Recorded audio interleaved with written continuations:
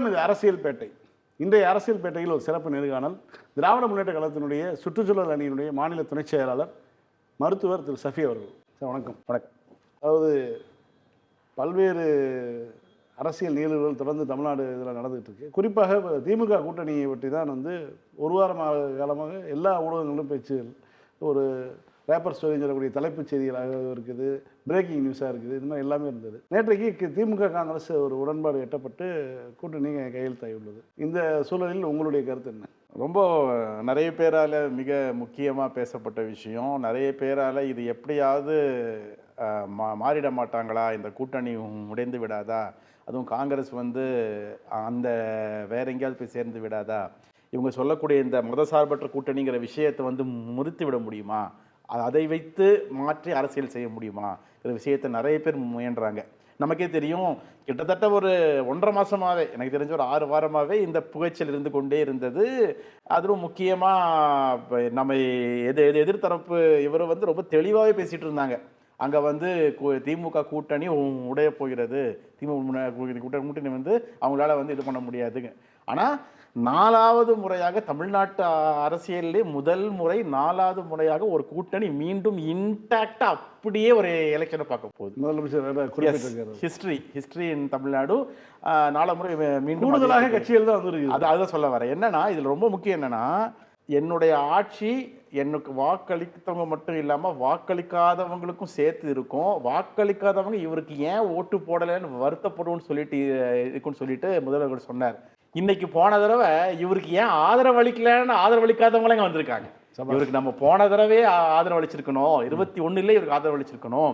2021 26 வரை இவ்வளவு சிறப்பான ஆட்சி நடத்தியிருக்காரு, தப்பு பண்ணிட்டோம், 2026 இவரு கூட நம்ம நிக்கணும்னு 21 யாரெல்லாம் இல்லையோ அவங்க எல்லாம் இங்க வந்திருக்காங்க. இதுதான் சாதனை, ஒரு ஆட்சியின் சாதனை. இந்த 1000 பேர் 1000 விஷயங்கள் சொல்லலாம், அது இல்லை, இது சரியில்லை, அது சரியில்லைன்னு. பட் எனக்கு தெரிந்து தமிழ்நாட்டில் நடந்த ஆட்சிகளில் ப்ரோ இன்கும்பெண்டா ஒரு ஆட்சி நடந்திருக்குன்னா இந்த ஆட்சின்னு தெளிவா சொல்லுவேன். 1000 விஷயங்கள் இவங்க சொல்ல முடியும். ஆனால் முதல்வர்கள் செயல்படுத்திய ஒரு திட்டம் கூட மாறி போனதாகவும், அது நீர்த்து போனதாகவும், அது மக்களுக்கு பயன்பெறாமல் போனதாகவும் ஒருத்தர் கூட சொல்ல முடியாது. அது எந்த திட்டமாக எடுத்துங்க, நீங்க ஒரு சாதாரண சின்ன திட்டமா இருக்கலாம், பட் அதுக்குண்டான பயன் பெற்றவர்கள் இன்றும் இருப்பார்கள், அதை பேசுவார்கள். ஸோ அதுதான் ஒரு ஆட்சிக்கான ப்ரோ இன்கும்பென்ட் ஸ்டேட். ஆன்டி இன்கம்பன்சி இருக்கிறது இல்லாமல் போகிறது டிஃப்ரெண்ட், பட் ப்ரோ இன்கம்பன்சி எவ்வளோ இருக்குங்கிறது முக்கியம். இப்போ மோடி அவர்கள் 2014 இன்னைக்கு வர ப்ரோ இன்கும்பெண்டா என்ன பண்றாரு, ஒரே ஒரு விஷயம் கேளுங்களேன், ஒரே ஒரு விஷயம் யார்கிட்ட கேளுங்க, ப்ரோ இன்கும்பெண்டா என்ன பண்றாரு, ப்ரோ இன்கும்பெண்டா இந்த பிஜேபி கவர்மெண்ட் என்ன செஞ்சிருக்காங்க, அதனால மக்கள் என்ன பண்றாங்கன்னு எதுவுமே கிடையாது. கேஸுக்கு இது தருவேன்னு சொன்னாங்க, சப்சிடி நம்ம யாருக்குமே வருது கிடையாது. கள்ளப்பணம் சொன்னாங்க, கருப்பு பணம் சொன்னாங்க, 15 லட்சம் போறோம், எதுவுமே வந்தது கிடையாது. பட் இங்க 1000 ரூபாய் தருவான்னு சொன்னாங்க, 1000 ரூபாய் தருவாரு, அடுத்த 2000 ரூபாய் தருவாரு, 2000 ரூபாய் தருவாரு. ஸோ அந்த ப்ரோ இன்கும்பென்சியை அது ரொம்ப அதை பிடிச்சு வச்சு கொடுக்கிறது மட்டுமல்ல, நிறுத்தாமல் உறுதியா செய்யறது, அந்த உறுதித்தன்மை. இப்போ எடப்பாடி அவர்கள் 10,000 ரூபாய் கொடுத்தாலும் மக்கள் அங்கீகரிக்கப்படாத காரணம் இதுதான். ஏன்னா உறுதித்தன்மை இல்லை, எடப்பாடியை நம்ப முடியாது. ஏன்னா தலைவர் 1000 ரூபாய் தருவேன்னு சொல்லும் போது 1500 ரூபாய் தருவேன்னு சொன்னதுதான் அவர், ஆனா ஓட்டு போடல. பாயிண்ட் டு பி டேக்கன், 2021 மட்டும் 24 ஓட்டு போடல, அங்கதான் விஷயம். அப்போ மக்கள் மிக தெளிவாக இருக்கிறாங்க. ஸ்டாலின் சொன்னதை செய்வார், ஸ்டாலின் கலைஞரின் மகன், இவர் சொன்னதை செய்வார், சொல்லுவார், செய்து கொண்டிருக்கிறார், இன்னும் செய்வார்னு சொல்லிட்டு மக்கள் தெளிவா இருக்காங்க. அதனால தான் நான் 1000 ரூபாய் கொடுக்குற விஷயத்தை இனி வரும்போது 2000 ரூபாய் தருவேன்னு சொல்லி மக்கள் ஊர்ஜிதமாக நம்புறாங்க. நான் அன்றாடம் பார்க்குறேன், மருத்துவனா என் பேஷண்ட் சொல்றதே போதும், because I deal with public daily நான் பப்ளிக்கை பார்க்குறேன். அவங்க சொல்கிற விஷயத்தில் டாக்டர் ஸ்டாலின் தான் சார் டாக்டர் வரணும், திரும்பவும் அவர் தான் டாக்டர் செய்வார், செஞ்சுட்டு இருக்காரு, செய்வார், சொல்கிறத கரெக்டாக செஞ்சுட்டு போகிறாரு. இந்த ஒரு பாயிண்ட் போதும் இந்த கூட்டணி ஏன் இவ்வளவு நிலைத்து நிற்குது, இன்னைக்கும் ஏன் இதை யாருமே ஒரு செங்கலுக்கு கூட அசைக்க முடியலன்னு சொல்லிட்டு இதுதான் காரணம் லீடர்ஷிப் குவாலிட்டி. ஒரு லீடர்ஷிப் குவாலிட்டிக்கு என்னெல்லாம் வேணும்னு முத்துவேல் கருணாநிதி ஸ்டாலின் ஹிஸ்டரியை பார்த்து நாளைக்கு யார் லீடர் ஆகிறாங்களோ அவங்க படிச்சுக்கணும். ஒரு லீடர்ஷிப் எப்படி இருக்கணும்னு சொல்லிட்டு, ரீசன் எங்க டெசிசிவா இருக்கணுமோ அங்க டெசிசிவா இருப்பாரு, எங்க இன்க்ளூசிவா இருக்கணுமோ அங்க இன்க்ளூசிவா இருப்பாரு. ரொம்ப ரொம்ப முக்கியம் லீடர்ஷிப் குவாலிட்டியில இது. ஸோ லீடர்ஷிப் குவாலிட்டிஸ் பத்தி கிளாஸ் எடுக்கிறவங்களாம் எனக்கு தெரிஞ்சு இனிமேல் ரெஃபரன்ஸ் ஸ்டாலின் எடுப்பாங்கன்னு நினைக்கிறேன். ஏன்னா 50 years of experience in politics, 50 years அவருக்கு அந்த தலைமை பண்பு கூட அவருக்கு இல்லாம தான் இருந்தது. கலைஞர் இருந்தார், கட்சியின் தலைவராக இருந்தார். தலைவரான பொறுப்பு, பிறகு தலைமை பொறுப்பு தலைவரான பிறகு கட்சியை ஒருங்கிணைத்தது ரொம்ப முக்கியம். ஏன்னா எல்லாருமே சொன்னாங்க this will get fraction, DMK fraction ஆகும், அதாகும் இதாகும், அப்படியாரு இப்படி ஆயிரும். அதெல்லாம் ஆகாது, எனக்கு தெரியும்னு சொல்லிட்டு கிளியராக அதை வந்து யுனைட் பண்ணது. அதே மாதிரி ஆட்சிக்கு வந்த பிறகு ஜாதகம் சரியில்லை, கட்டம் சரியில்லை, அது சரி இது சரியில்லை, ஜாதகம் கட்டம் சரியில்லைன்னு சொன்னவரே ஹாஸ்பிட்டலில் போய் பார்த்துட்டு வந்தவர் முத்துவேல் கருணாநிதி 2 தடவை. அதான் சொல்கிறேன் இல்லையா. ஸோ அமித்ஷா டெல்லிக்கு சென்னைக்கு வந்து போய் பார்க்கல, மோடியே பார்க்கல. அமித்ஷா மோடி ஒரு பிரைம் மினிஸ்டர், அவருக்கு எவ்வளோ பேசியிருப்பார், போட்டு கொடுத்துருப்பாரு. அவருக்காக நம்மளெல்லாம் ஆன்டி இண்டியன் சொன்னவர், அவரை போய் இவரு பார்க்கல. ஸோ ஒரு லீடர்ஷிப்கான முழு முதல் குவாலிட்டி சார். ஒரே ஒரு எக்ஸாம்பிள் சொல்கிறேன். அதாவது ஒரு லீடர் எப்படி இருக்கணும். பிபின் ராவத்னு ஒரு முப்படை இராணுவ தளபதி இறந்து போகிறார். ராத்திரியோட ராத்திரியாக ஊட்டியில் இருக்காருங்க. ஆமாம் இருக்காரு. அவருக்கு உண்டான புகழஞ்சலி செலுத்தி விட்டு வர்றாருங்க. சமீபத்தில் ஐயா நல்ல கண்ணு இருக்கிறாருங்க. இதெல்லாம் நாங்கள் லீடர்ஷிப் ரொம்ப முக்கியமான விஷயம். அது போறாருங்க, ஃபர்ஸ்ட் டைம் போயிட்டு வராருங்க, மீண்டும் அஞ்சலி செலுத்த போறாருங்க, வீர வணக்கம்னு சொல்லிட்டு முழங்கிட்டு வராருங்க. இந்த குவாலிட்டியெல்லாம் தமிழ்நாட்டு மக்கள் உத்து நோக்குறாங்க. ரீசன் என்னன்னா, இந்தியாவிலேயே தற்காலத்தில் இப்படி ஒரு லீடர் இல்லை. ஸோ இந்த லீடர்ஷிப் தமிழ்நாடு கிடைச்சிருக்கு. அப்போ நாம கொண்டாட வேண்டிய லீடர் இவருக்கு எப்படி நம்ம விசுவாசமா இருக்கணும்னு சொல்லிட்டு தான் இத்தனை கட்சிகள் இப்போ ஒன்றிணைந்திருக்கு. அதாவது மோடி யோசிக்கலாம், மீது எதிர்த்த 21 கட்சிகள் சேர்ந்து இருக்கிறாங்க, 21 கட்சிகள் வந்து திமுக கூட இருக்கிறாங்க, திமுக அப்படிதான் ஜெயிக்க முடியாது. நோ, 21 கட்சிகளும் சேர்ந்து இவர்தான் எங்கள் தலைவர், தமிழ்நாட்டை ஆளக்கூடிய ஒரு ஆள் இவரால் தான் இருக்க முடியும்னு சொல்லிட்டு ஒன்னா சேர்ந்து இருக்கிறது. உங்க கூட 21லேருந்து 1 கூட வரலங்கிறது தான் வித்தியாசம். தேர் லைஸ் த இஷ்யூ. அது உங்களுக்கு தெரியல, அது உங்களுக்கு தெரியவும் தெரியாது. காரணம், உங்க யாருக்குமே லீடர்ஷிப் குவாலிட்டிங்கிறதே இல்லை. இந்த பொறுமையும் நிதானமும் மட்டும்தான் திமுகவினுடைய தலைவருடைய பண்புகளாக பார்க்குறீங்களா? இல்லை, பேஷன்ஸ் அண்ட் பெர்சிவரன்ஸ். இங்கிலீஷில் அதில் ரொம்ப நல்ல வார்த்தை பெர்சிவரன்ஸுங்கிறது. Patience perseverance. அதாவது அதான் நான் பேசும்போது சொன்னேன் இல்லையா, எங்க டெசிசிவாக இருக்குமோ டெசிசிவாக இருப்பார். இப்போ மாநில சுயாட்சி கொள்கைனா இம்மியளவும் விட்டு தர மாட்டார். அது எதுவாக இருந்தாலும் சரி, அது அரிட்டாப்பட்டியாக இருக்கட்டும், பிஎம் ஸ்ரீ திட்டமாக இருக்கட்டும், நீ 10,000 கோடி கொடுத்தாலும் நான் ஒத்துக்க மாட்டேன், என் மக்களை கொண்டு போய் 100 வருஷம் பின்னாடி நான் தள்ள மாட்டேன். அதே மாதிரி அரிட்டாப்பட்டி நான் முதல்வராக வராது, வந்தால் நான் முதல்வராக இருக்க மாட்டேன். இந்த மாதிரி சவால், இந்த மாதிரிப்பட்ட நெஞ்சுரத்தோடு நிற்கிற ஒரு முதல்வர் இந்தியாவில் கிடையாது. இந்தியாவில் அதனால தான் நமக்கு எதிராக இருந்தவர்களும் சிவசேனாவோடையவங்களும் இந்தியா கூட்டணி நீங்க நடத்துங்கிறாங்க. ஸ்டாலின் தான் இந்தியா கூட்டணி தலைவராக சொல்றாங்க. காரணம், this decisive ideas, decisive role, ஒரு லீடர்ஷிப்போட ரோல் அது. அதை பார்த்து வியந்து தான் இன்னைக்கு இந்தியாவே ஸ்டாலின் பின்னாடியே போகக்கூடாதுன்னு சொல்லிட்டு யோசிச்சுட்டு இருக்கிறாங்க. மோடி அவர்களும் அமித்ஷா அவர்களும் ஒரே நாள்ல அந்த இந்தியை எடுக்க வச்சிட்டாரு ஒரு அறிக்கை. அதுதான் சொல்ல வரேன். அது மறைமுகமாவோ நேரடியாகவோ என்ன இங்க கொண்டு வந்து திணிக்க பார்த்தாலும், ஏன்னா ஆதிக்கத்துடைய அவங்களுடைய பண்பு திணிப்பது, நம்மளுடைய பண்பு அதை எதிர்ப்பது. இது காலங்காலமாக திமுக பண்ணிட்டே இருக்கு. அதில் மிக முக்கியமான விஷயம் நேற்று நடந்தது. 1000 பேர் 1000 சொல்லலாம். இதில் போய் என்ன இருக்கு, வாசல்ல போய் இருக்குது. அவங்க போட்டிருக்கிற வாசலுக்கு பேரு கடமையின் வாசல். அது வந்து gate of duty. Gate of டியூட்டிக்கு போடுறது இங்கிலீஷ்ல கேட் ஆஃப் டியூட்டின்னு போடலாம், இங்கிலீஷ்லயும் இந்தியில போட்டு வச்சிருக்காங்க, தமிழ்லையும் கடமையின் வாசல் போட்டிருக்கலாம், அதுவும் இந்தியில போட்டு வச்சிருக்காங்க. நீங்க யாருக்கு என்ன சொல்லித்தர வரீங்க? இங்க யார் ஆள்றாங்க? அதாவது டிடி கிருஷ்ணமாச்சாரி வந்து ஹிந்தி பிரச்சனை வரும்போது டெல்லியில் சொன்னது, நீங்கள் ஏதாவது இங்கே பண்ணிடாதீங்க, ஏன்னா அங்கே பெரியார்னு ஒருத்தர் இருக்கார், அவரை ஃபாலோ பண்ணுற பல பேர் இருக்காங்க, இது அங்கே நடக்காதுன்னு சொன்னவர் டிடி கிருஷ்ணமாச்சாரியர் சொல்லக்கூடிய ஒரு பிராமின். ஆமாம், எப்போ சொன்னார்? காலங்காலத்துக்கு முன்னாடியே. அது இன்னமும் இருக்குது. இது தாடிக்கிழமை பிளட்டுன்னு இன்னைக்கு இருக்கிற பசங்க பாடுற வரையும் நீங்கள் சொல்லக்கூடிய விஷயம் இங்கே எதுவுமே நடக்காது. நேற்று நடந்த ஒரு முக்கியமான விஷயம் செந்தில் சார், என்னன்னா, நம்ம பராசக்தி மூவி பார்த்துருப்போம். ஆல்மோஸ்ட் என்ன நடந்தது அந்த ஹிந்தி அஜிடேஷன்ல, ஹிந்தி இம்ப்ளிமெண்டேஷன் இஷ்யூல என்ன நடந்ததுன்னு சொல்லிட்டு இங்கே இப்போ இருக்கிற யங்ஸ்டர்ஸ்க்கு ஒரு சின்ன ஒரு பிரீஃப் ஐடியா வந்திருக்கலாம். பட் நேற்று ட்ரிச்சியில் நடந்த அந்த விஷயம் வந்து இந்த யங்ஸ்டர்ஸுக்கு சில விஷயங்களை வந்து சிந்திக்க ரீகால் பண்ண. இன்னொன்று முக்கியமான விஷயம், நம்ம ஜென்ரேஷன் இப்போ அடுத்த ஜென்ரேஷன் அதை கடத்தணும். நாம கடத்தாமல் போயிட்டோன்னு வச்சுக்கோங்களேன், உண்மையிலே சொல்ல போனால் எனக்கு ரொம்ப வருத்தம் என்னன்னா, தேஜஸ், வந்தே பாரத், அதோத்தியா இந்த மாதிரிலாம் அவங்க கொண்டு வந்துட்டாங்க. கொண்டு இப்போ நம்ம அந்த இதுக்கு உள்ள போறோம். பட் உள்ள போனா வந்தே பாரத் தான் ஏறுறோம். அந்த ஒரு விஷயங்கள் இருக்கு. இதுல ரொம்ப முக்கியமான விஷயத்தை நம்ம கவனிக்கணும். அக்கா தமிழிசையை நேற்று வந்து இதுக்கு வந்து ஒப்போஸ் பண்ணாங்க. ரொம்ப முக்கியமான மேட்ரு. மேபி அவங்க நேம் தமிழிசைன்னு இருக்கிறதால இன்னும் எனக்கு தெரியாது. பட் எதிர்த்தரப்பு இல்ல யாதான் சொல்ல வரேன், எதிர்த்தரப்புல இருக்கிறவங்களையும் இந்த அச்சத்துக்கு கொண்டு வந்திருக்கு இல்லையா? அதெல்லாம் சொல்றோம், அண்ணா தான் வாழ்கிறார், அண்ணா தான் அண்ணா தான் ஆள்கிறார். அப்போ அவங்களுக்கும் பயம் கொடுக்கறது இன்னமும் அண்ணா.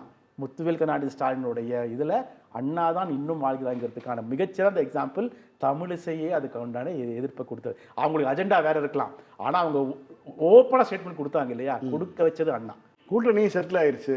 முதலமைச்சர் வந்து ஓவர் அப்படின்னு ஒரு சிம்பிளை சொல்லிட்டாரு. ஆமாம், முடிஞ்சது, எல்லாம் நல்லபடியாக முடிஞ்சதுன்னு சொல்லிட்டாரு. ஸோ இப்போ அடுத்ததாக திமுகவினுடைய பிரச்சாரம் எதை முன்வைத்து இருக்கும்? பிரச்சாரம் வந்து ரொம்ப முக்கியமாக செட்டில் சார். என்னன்னா, நாம் 2021 ஆட்சிக்கு வந்து அப்போ இருந்தே எலெக்ஷனுக்காக ப்ரிப்பேர்டாக தான் இருக்கும். திமுக வந்து இது காலங்காலம் 26 நோக்கி தான். ஆமாம்மா, காலங்காலமாக நான் பார்க்குற விஷயம் என்றைக்குமே வந்து திமுக களத்திலே இருக்கும். அதுக்கு மிக முக்கியமான எடுத்துக்காட்டு நாங்கள்லாம். ஏன்னா 23 எங்கெல்லாம் அனுப்பிவிட்டாங்க தொகுதி பார்வையாளராக. நான்லாம் வந்து ஸ்ரீவைகுண்டத்தில் இருந்தேன். போயிட்டு என் வேலை வெட்டி பொழப்பெல்லாம் விட்டு அங்கே போயிருந்தேன். ஸ்ரீவைகுண்டத்தில் முடிச்சுட்டு எலெக்ஷன் தூத்துக்குடி எலெக்ஷன் முடிச்ச அப்புறம் வந்தேன். திரும்ப திருச்செந்தூரில் போட்டாங்க. அங்கே திருச்செந்தூரில் வேலை பாரு, இங்கே நல்லா பார்த்து அது அங்கே பாருன்னு சொல்லிட்டு. திமுக அதனால் என்ன சொல்ல வரேன்னா, ப்ரிப்பேர்ட்னஸ் எப்போவுமே இருக்கும். அந்த ஃபீல்டுக்கான ப்ரிப்பேர்ட்னஸ் திமுகவை தவிர வேறு யார்ட்டு இருக்காது. இதை ஏன் பின் பாயிண்ட் பண்ணி சொல்கிறேன்னா, BLA 2 பூத் லெவல் கமிட்டி இருக்கக்கூடிய 72,000 பூத்துலையும் திமுக மட்டும்தான் வச்சிருக்குங்கிறத நான் சொல்லலை, எலெக்ஷன் கமிஷன் கொடுத்த ரிப்போர்ட். இந்தியாவிலே 100% எஸ், 72,000 பூத்துலையும் திமுக தான் வச்சிருக்குன்னு சொல்கிற இது வந்து எலெக்ஷன் கமிஷன் கொடுத்த ரிப்போர்ட்டு. அதிமுக இருக்கிறதுலையே பெரிய கட்சி, நாங்கள் 5 முறை ஆண்டிருக்கோம் 6 முறை ஆண்டிருக்கோம் சொல்லக்கூடாது. அதிமுக கூட எல்லா பூத்துலையும் ஆள் இல்லைங்கிறது அதிசயமான விஷயம். ஏன்னா அம்மையார் ஜெயலலிதா எம்ஜிஆர் இருக்கும்போது இந்த மாதிரி வைத்திருக்க மாட்டாங்க. எடப்பாடி பர்பஸ்ஃபுல்லாக அப்படி வச்சிருக்கிறார். இதுவும் ஒரு ரீசன். இதை ஏன் நான் திரும்ப சொல்கிறேன்னா, திமுக எப்பவுமே இது கூட்டணி தொகுதி, இது கூட்டணிக்கு போகக்கூடிய தொகுதி, இது கூட்டணிக்கு போகலாம், அங்கே நம்ம வந்து இதெல்லாம் செய்ய வேண்டிய அவசியம் இல்லைன்னு இன்னைக்கும் யோசிச்சது கிடையாது. உதாரணமாக நான் ஸ்ரீவைகுண்டத்தில் இருக்கும்போது அது காங்கிரஸ் தொகுதி. ஆமாம், அப்போ வந்து காங்கிரஸ் தொகுதின்னு பார்த்து கிடையாது. இன்றைக்கும் எனக்கு நான் வேறு தொகுதிக்கு மாறி இருந்தாலும் இன்றைக்கும் ஸ்ரீவைகுண்டத்தை எப்படி இருக்குன்னு தெரியும் எனக்கு காலம். ஏன்னா ஒவ்வொருத்தரும் நாளைக்கு திமுக தான் ஆட்சியில் அமரணுங்கிற இதில் வந்து வேட்கையில் வந்து வேலை செய்வாங்க. அதுதான் முக்கியம். அது கூட்டணிக்கு போகக்கூடிய தொகுதியாக இருந்தாலும் அதை பற்றி கூட்டணிக்கு போனாலும் அங்கே திமுக தான் நிற்குதுன்னு வேலை பார்க்குறதான் திமுக. குறிப்பாக காங்கிரஸுக்கும் திமுகவுக்கும் நேரடியாக இல்லை, அந்த கட்சி தொண்டர்களுக்கு அவர்கள் சில இடங்கள் எங்களுக்கு சில அதிகாரங்கள் வேணும்னு சொல்லி பொதுவெளியில் எழுத, அதற்கு இந்த ஆதரவாளர்கள் பொதுவெளியில், திமுகவினுடைய ஆதரவாளர்கள் பொதுவெளியில் எழுத, இது போன்ற விஷயங்கள் இருந்தது. தலைவர்கள் மத்தியில் அதெல்லாம் கிடையாது. நாகரிகமான முறையில் நடந்து நல்லபடியாக முடிஞ்சிருச்சு.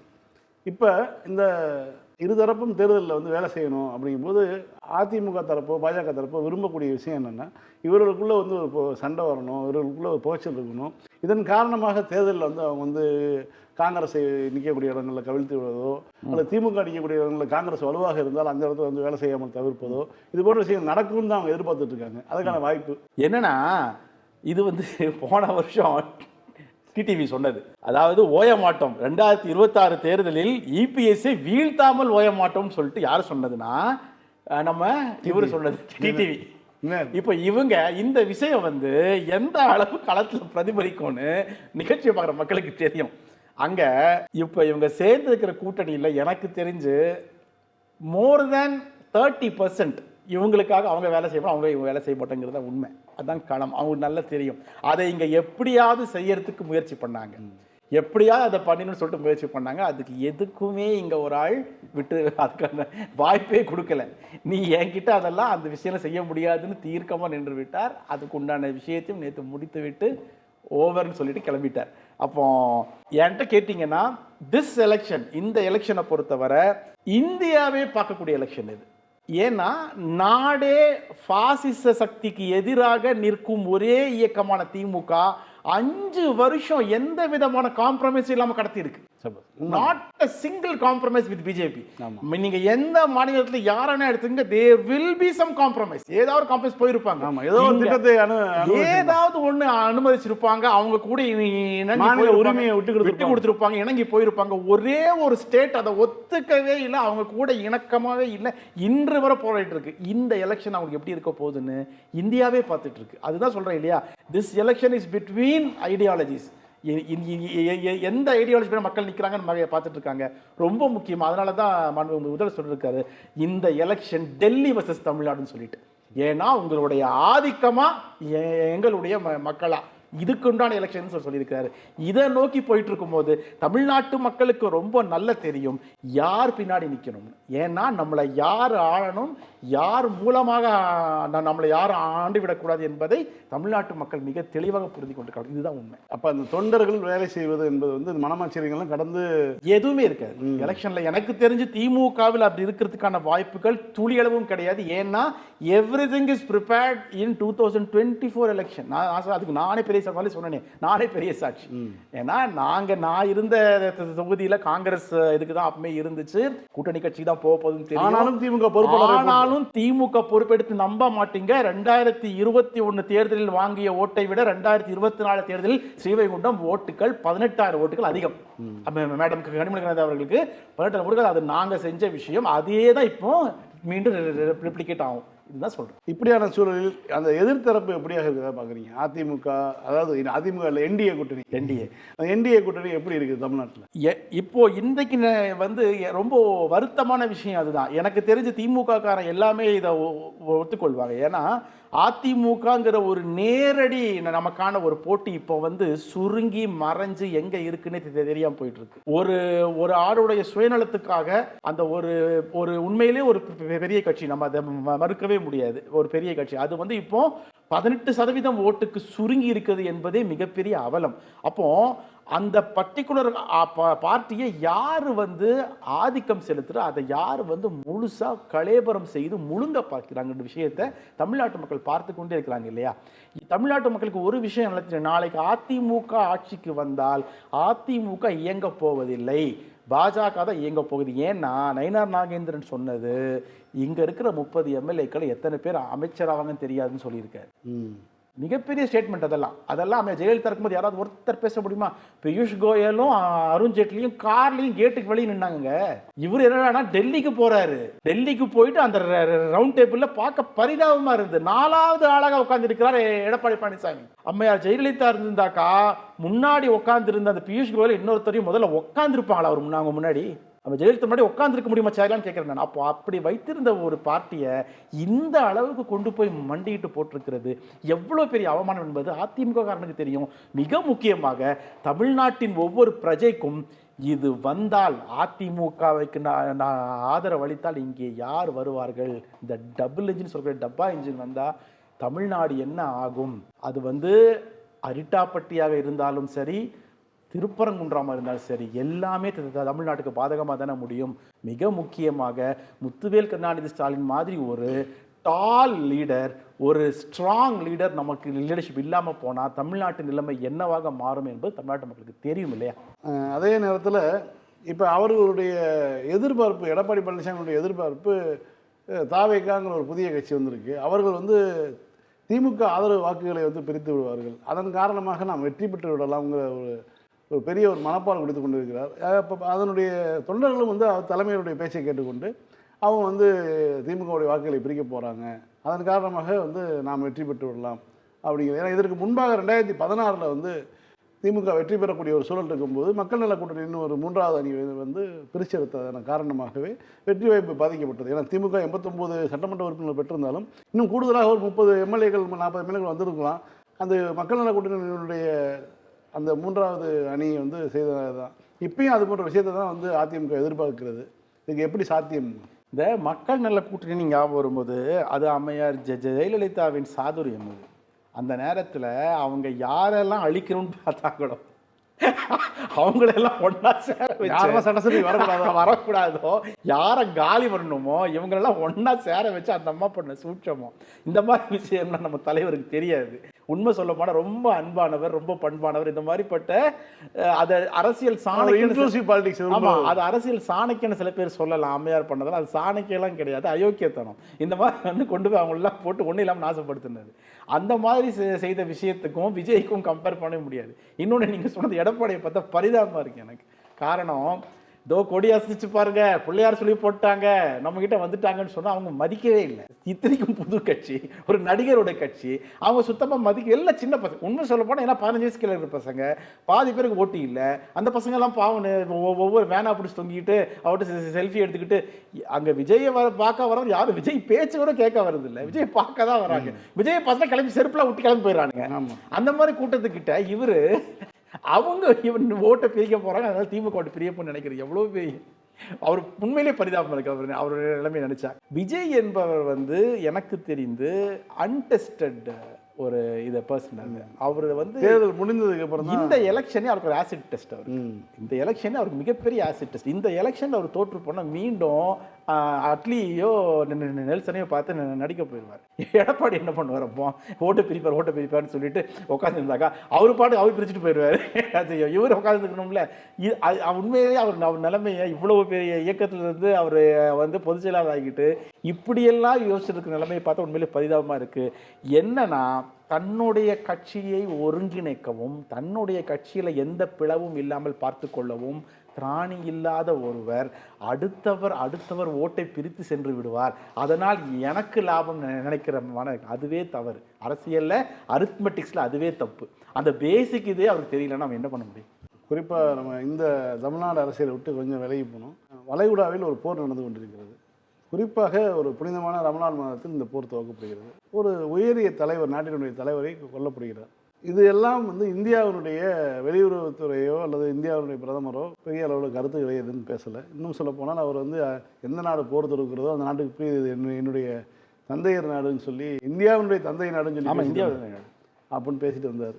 இப்படியான சூழலில் நேற்று வந்து பார்த்திங்கன்னா இந்தியாவினுடைய கப்பல் படையுடன் கூட்டு பயிற்சியை முடித்து கொண்டு தங்கள் நாட்டுக்கு சென்று கொண்டிருந்த ஈரான் போர்க்கப்படை அமெரிக்கா இந்தியாவிற்கு கடல் பகுதியின் அருகிலே வைத்து மூழ்கடித்துள்ளது. இப்படியான சூழலில் இந்தியா அமைதியாக இருக்கிறது. என்ன பார்க்குறீங்க? இந்தியா வந்து அதுவும் மோடி அவர்கள் வந்த பிறகு இது எப்படிப்பட்ட விஷயமா இருக்குங்கிறது மக்கள் பார்த்து கொண்டிருக்கிறாங்க. ஏன்னா ஃபாசிசம் எங்கெல்லாம் இருக்குதோ அங்கெல்லாம் மோடி சேர்ந்துருவார். யாரெல்லாம் ஃபாசிஸ்டாக இருக்காங்களோ அவங்ககிட்ட மட்டும்தான் இவர் பேர் சேருவார். டெமோக்ராட்டிக்காகவும் டிப்ளமேட்டிக்காகவும் யாரெல்லாம் இருக்காங்களோ அவங்ககிட்ட இவர் போய் சேர மாட்டார். இவர் என்ன நினச்சிருக்காருன்னா, இவர் அவங்க கூடலாம் போய் சேர்ந்தாதான் இவரை சக்தி வாய்ந்த ஆள் நினச்சிப்பாங்கன்னு சொல்லி நினச்சிருக்காரு. ஆனால் இவர் அங்கே ஒரு காமெடியாக வச்சுருக்காங்கன்னு நமக்கு மட்டும் தான் தெரியும். இவர் போய் இவர் சொல்கிறது எதுவும் புரிய மாட்டேங்குது. இவர் ஏதோ சொல்கிறார், அவங்க ஏதோ பார்த்துட்டு இருக்காங்க. அதனால் மோடி அவர்கள் வந்ததில் இருந்து ஃபாசிசத்தை நோக்கி உலகத்தில் யாரெல்லாம் இருக்கிறார்களோ, ஃபாசிசத்தை ஏற்றுக்கொண்டு யாரெல்லாம் செயல்படுகிறார்களோ அவர்களுடன் ஒட்டு உறவாடி கொண்டிருக்கிறார். அதனுடைய மிகச்சிறந்த எக்ஸாம்பிள் இது.